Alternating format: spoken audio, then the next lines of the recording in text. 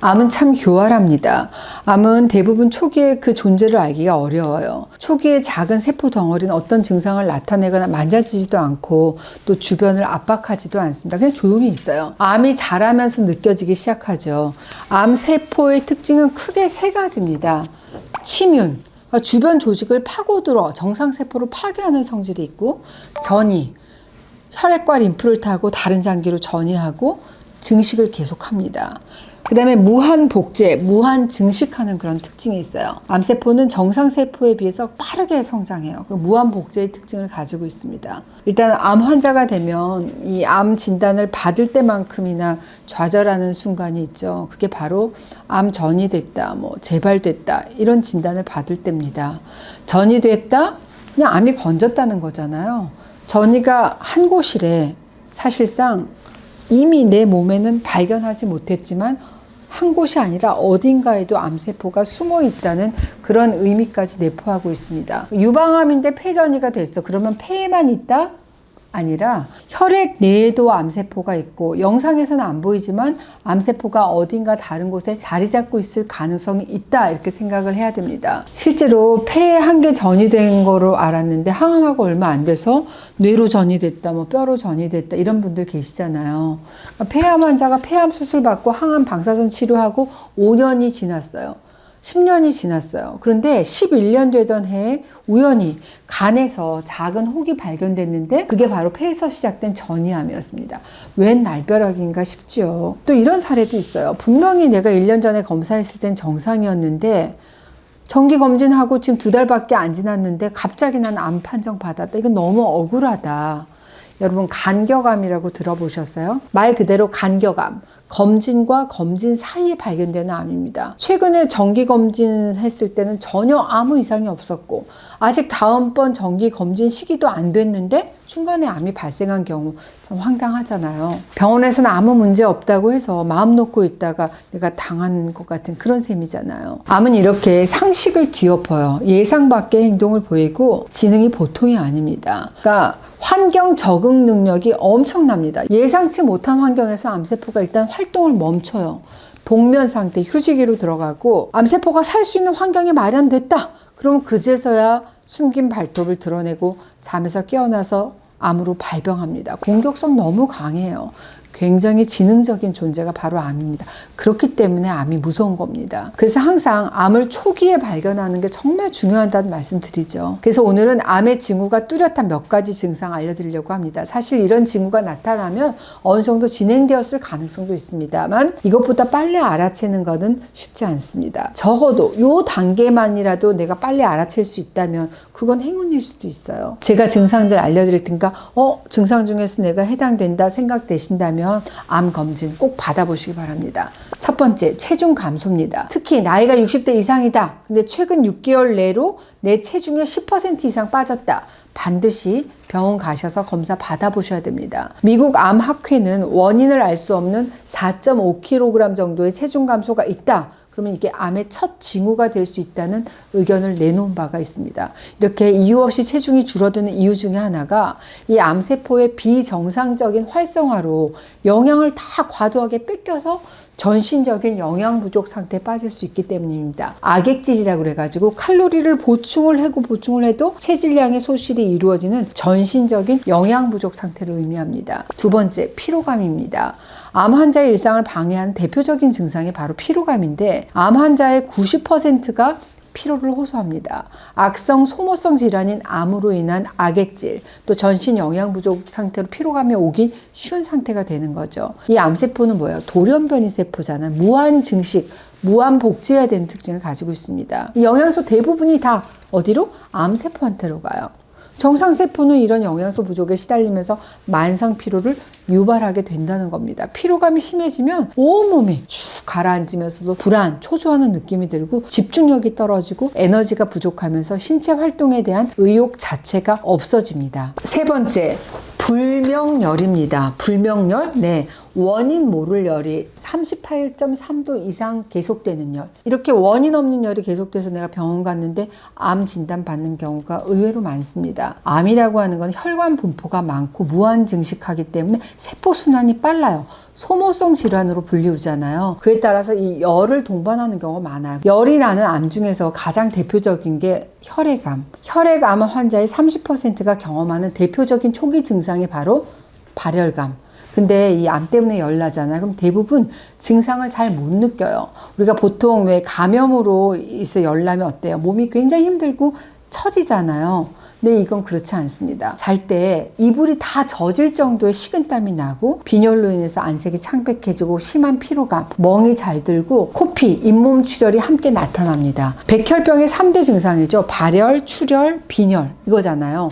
이 세 가지 증상은 모두 어디? 골수에서 혈액 생산이 잘 안 돼서 나타나는 증상입니다. 특히 멍이 잘 들고 코피, 잇몸 출혈이 안 멈추고 하혈하거나 생리가 계속되거나 토혈, 객혈, 출혈과 함께 발열 증상이 온다 그러면 반드시 검사가 필요합니다. 제 친정 어머니 그리고 저의 시아버지가 혈액암이셨어요. 제 엄마는 넘어져서 골절이 되신 거예요. 그래서 골절로 MRI 찍다가 암을 발견한 그런 케이스였는데 항암 과정이 정말 만만치가 않습니다. 이게 암 환자의 가족이 된다는 게 이런 거구나를 깨닫게 됐어요. 감사하게도 담당 주치의 치료 덕분에 완치 판정을 받고 지금은 한 10년 정도 됐거든요. 일상생활을 잘 하시지만 제 시아버님은 같은 혈액암, 심지어 주치의까지 똑같았지만 전이가 되셔서 결국 하늘나라로 가셨습니다. 고령에도 정말 자전거를 타고 다니실 정도로 건강하셨거든요. 그러니까 내가 특별한 원인 없이 38.3도 이상의 고열이 지속이 되고 특히 밤에 땀난다, 옷이 흠뻑 젖을 정도로 최근 6개월 동안 체중의 10%가 빠졌다. 그럴 때는 결핵 같은 감염성 질환으로만 생각하고 항생제, 항바이러스 써도 내가 잘 안 듣는다. 원인 파악이 필요합니다. 물론 암 말고도 뭐 자가 면역 질환, 예를 들어서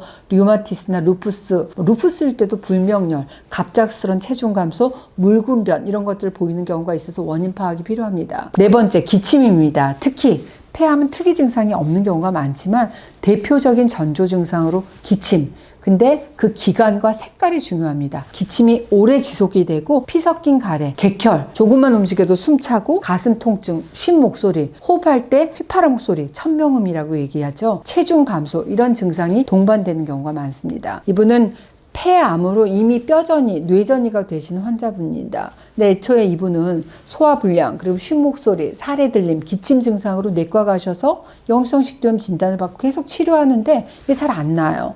그러던 도중에 등이 아프고 허리 통증이 심해져서 물리치료 받고 침 맞고 하는 도중에 이렇게 6개월이 지났어요. 그러는 과정에서 사례가 들리고 기침이 심해서 옆 사람하고 대화가 좀 어려울 정도가 되니까 그제서야 이제 폐 엑스레이를 찍었는데 이상이 없다고. 그래서 어떻게 생각했냐? 내가 좀 목을 혹사한 상태였나 보다. 그리고 음성 치료를 알아보고 이렇게 시간이 계속 경과가 됐습니다. 근데 어느 날 어지럽고 오른쪽으로 자꾸 넘어지면서 오른쪽 발끝으로 힘이 안 들어가고 신발이 이상하게 오른쪽으로만 벗겨지면서 언어장애가 오고 말할 때 이렇게 발음이 잘 안 돼서 나 뇌졸중인가 싶어서 응급실로 갔는데 거기서 뇌종양 판정을 받으신 거예요. 그런데 폐암, 원발이 폐에서 비롯한 전이암이었던 거죠. 뇌전이, 뼈전이가 있었던 겁니다. 내가 암에 걸릴 줄 몰랐다. 정말 안타까운 사례도 주위에 많습니다.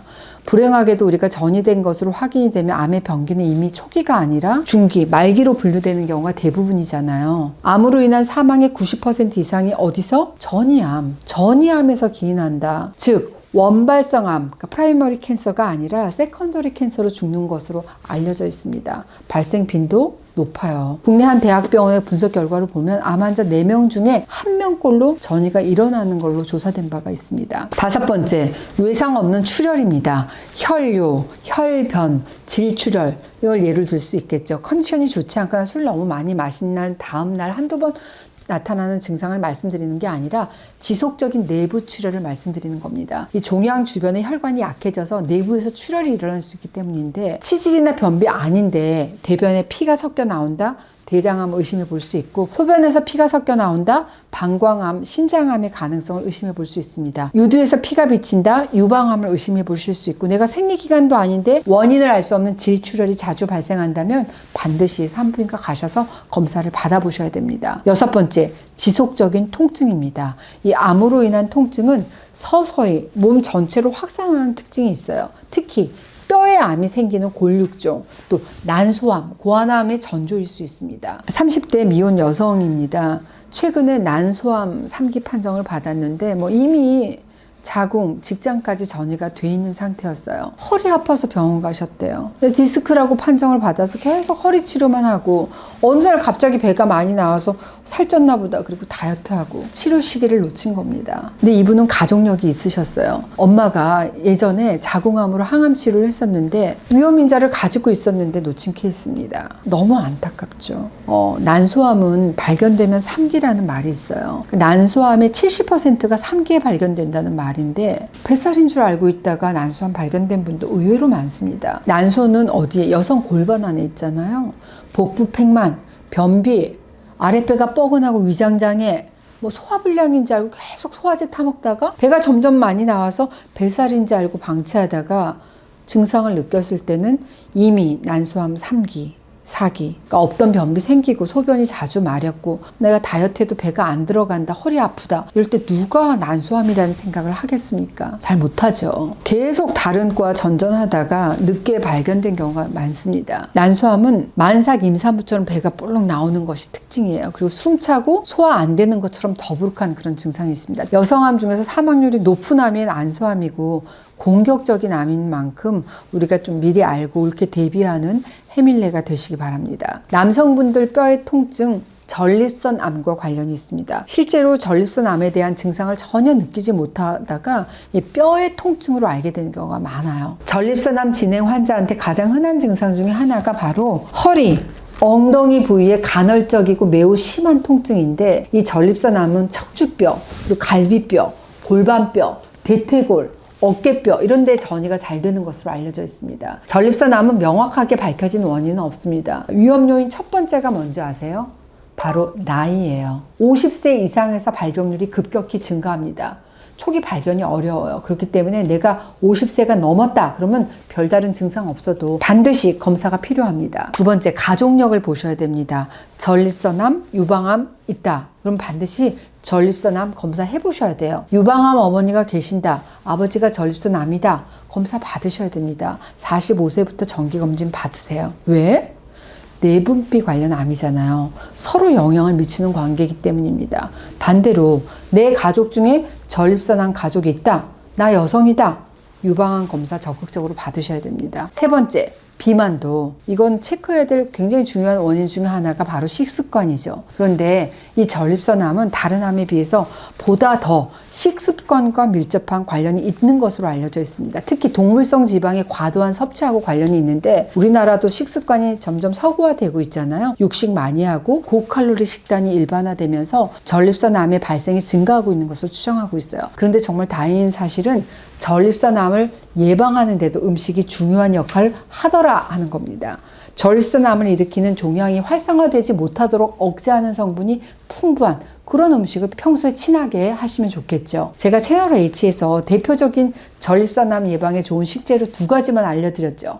바로 토마토와 브로콜리입니다. H 전립선 이렇게 검색하시면 돼요. 드시는 방법까지 알려드렸습니다. 마지막으로 내가 탈모약 먹고 있다, 남성 호르몬 주사 맞고 있다, 나이하고 무관하게 1년마다 전립선 체크하실 필요가 있겠습니다. 암세포의 특징이 무한 증식, 무한 복제잖아요. 좁은 공간에서 갑자기 많아지니까 덩어리 효과라고 해요. 암덩어리가 주변 혈관이나 다른 장기 신경을 건드리고 누르면 통증이 생깁니다. 등 통증, 췌장암, 대장암, 난소암, 직장암. 실제로 췌장암을 앓고 있는 환자분들은 등을 똑바로 대고 반듯하게 누워서 자기가 너무 힘들다는 호소를 많이 하십니다. 갑작스러운 두통, 뇌종양, 암이 뇌로 전이되는 경우에 나타날 수 있습니다. 뇌로 전이됐다? 물론 초기는 아니죠. 그러니까 사소한 통증도 넘기지 마시고 관찰이 필요하겠습니다. 제가 오늘은 사소하지만 중요한 암의 신호에 대해서 알려드렸습니다.